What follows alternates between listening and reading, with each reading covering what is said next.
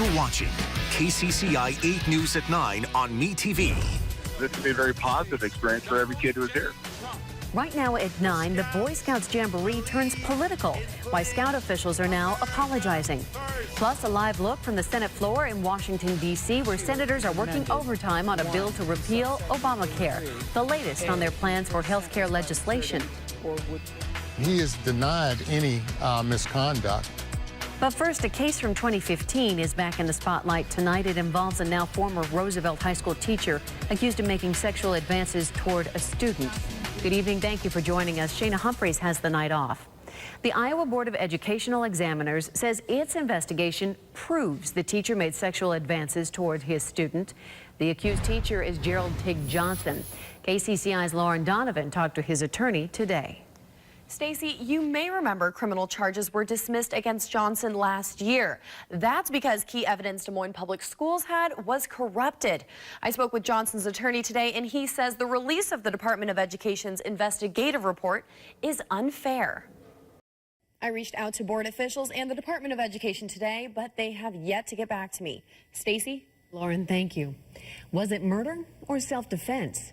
A Des Moines homicide case could be the first test of Iowa's new Stand Your Ground law. 29-year-old Sarah Alexander is charged with shooting and killing her stepfather, Anthony Hartman, in her home on May 8th. A no-contact order had been filed against him last fall. A judge will now decide if the new Stand Your Ground law applies in this case. The question is, does the new law that took effect July 1st apply retroactively for a killing that happened in May?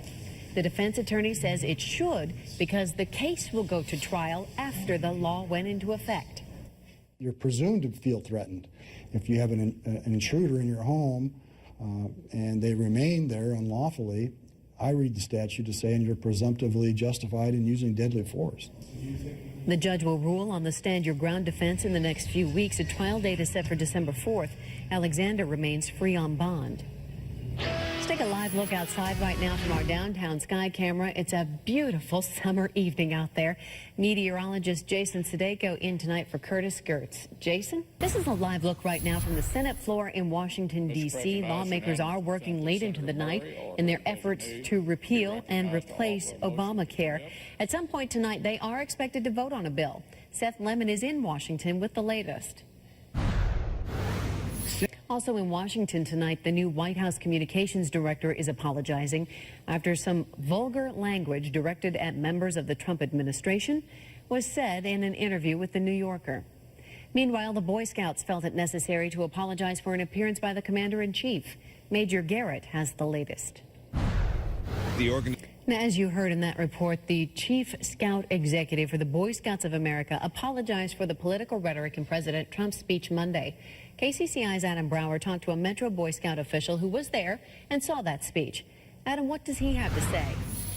Well, Stacey, I spoke with Bob Hopper, CEO of the Mid-Iowa Council. He described it as bittersweet and kind of a bump in the road, but it won't take away the Scouts' experience. Now, the Chief Scout Executive for Boy Scouts of America said in a statement today, that was never our intent. The invitation for sitting U.S. President to visit the National Jamboree is a long-standing tradition. Stacey? New tonight, Iowa Democrats celebrate their party as well as the hard work of their volunteers and activists at their annual Hall of Fame party. Hundreds of Democrats filled the grand ballroom at the Community Choice Convention Center. They had dinner and listened to speeches from the 7 candidates who want to be the next governor of Iowa.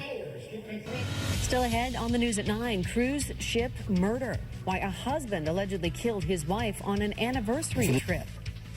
Plus, safety ride. Why the CEO of the Iowa State Fair says this year will be the safest yet for the Midway rides. Breaking news tonight, an Indianapolis police officer is killed after getting shot multiple times. Lieutenant Aaron Allen was responding to a crash where someone was trapped when shots rang out from inside that vehicle. The 6-year veteran of the force was critically injured and later died at the hospital. 2 other officers at the scene returned fire at that vehicle. Both people in the vehicle were taken to the hospital, one for gunshot injuries, the other for crash-related injuries. New tonight, a Utah man is facing charges after federal officials say he killed his wife aboard a cruise ship. 39-year-old Christy Marzanares was found dead Tuesday on the ship just off the Anchorage, Alaska coast. Police say she suffered a severe head wound. The next day, her husband was arrested. When investigators asked him what happened, he told them, quote, "She would not stop laughing at me."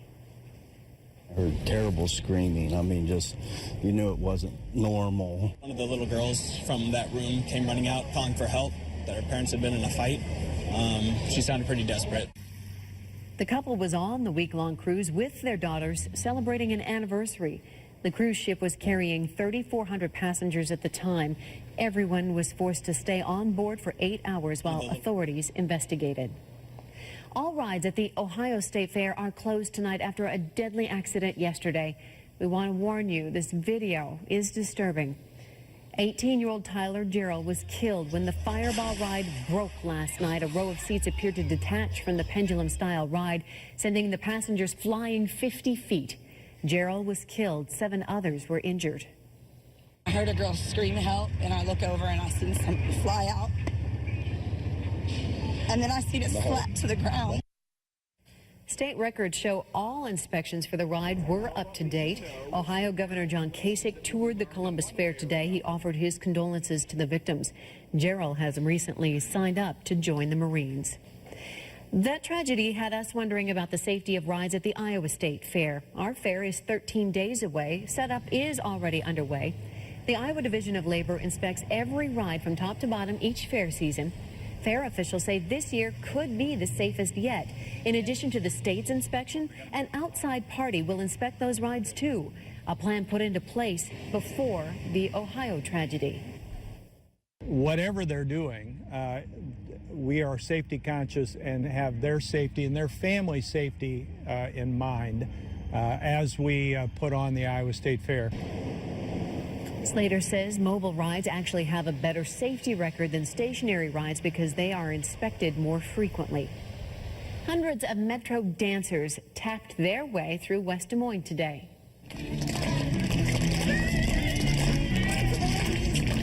The dancers started at Hillside Elementary School, made their way to the Valley Junction Farmers Market. Multiple dance studios in the Metro teamed up for that performance. It was all in honor of the fire department. And Jason, they had some pretty good weather to do their dancing. Thank you, Jason. The state baseball tournament back on track after rain delays yesterday. Sports Director Andy Garman has the highlights from Principal Park next.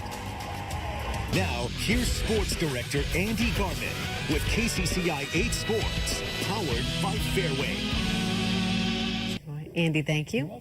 We'll be right back with another look at your forecast. Good news, folks. You can get your hands on Iowa's Best Burger of 2017 during the Iowa State Fair. This year's Best Burger comes from the Smokin' Hereford Barbecue in Storm Lake. It'll be served at the Cattleman's Beef Quarters on Friday, August 11th.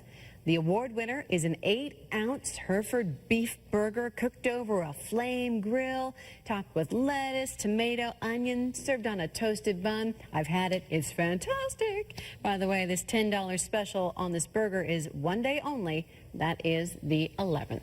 Why can't it be tonight? I could use one right now. Hey, if you get to Storm Lake, you can have one tonight. I might make that drive. Stay open, guys. No, it's going to be beautiful out there tomorrow again. Temperatures starting off in the middle 60s. We'll climb back into the middle 80s.